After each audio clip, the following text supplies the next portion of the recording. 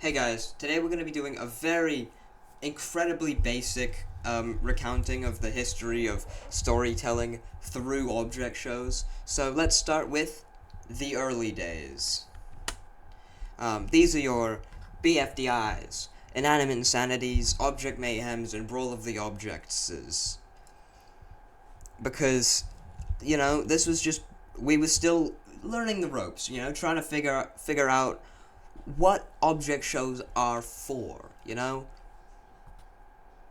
Anyway, then there was 2014 to 2019, which I like to call the time of many object shows, or the era of many object shows. This is when everything was being released. Think of an object show that isn't BFDI, Inanimate Insanity, or One. It's from this era. Over that 5-year period, I feel like just everyone was making an object show.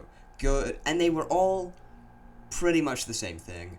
Good, bad, joke show, serious show, it doesn't matter. They all were focused on the competition above the characters, I feel like. Or a lot of them were, at least. These are just some of the ones that I liked back in the day. Yeah. Then there was, of course, One. One single-handedly shifted the tide for object shows forever. If there was any... I feel like when it comes to influential object shows, there's BFDI, and then right below it is One, in second place. Because BFDI created object shows, and One changed them forever. What's happening now? What are object shows like now? Well, in the wake of One, a lot of object shows are very character-based instead of competition-based.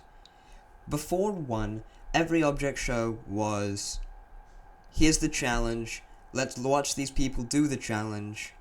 Oh no, that person's eliminated, let's do another challenge. And now I feel like instead of that, lots of object shows are turning away from viewer voting, except Teapot, because that allows them to develop the characters that they want to develop a lot without risk of that character being eliminated.